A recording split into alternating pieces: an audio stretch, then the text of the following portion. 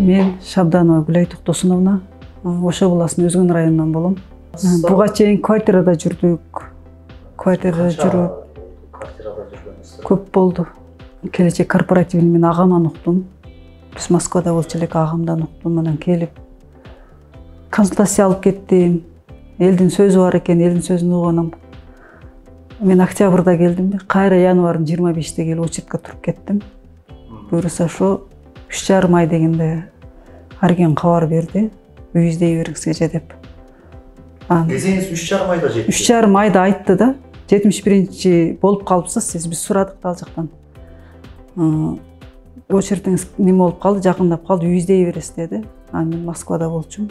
Мен кандай кылайын десем, айнын этегиде келе бериңиз деди. Анан айнын этегиде билет алып келип, ошо үй издедик. Үйдү Аламидин 1 микрорайонунан алдым. Өзүбүз тандадык. Лалафодон көрүп, кызым көрүп калыптыр, ошол аркылуу барып ошол жерден көрүп. 2 миллионго турдук, 500 000 биринчи взносун төлөдүм, 80 000 вступительный взнос, калган 75% келечек корпоратив төлөп бере турган болду. Айына 14 500 буюрса төлөп.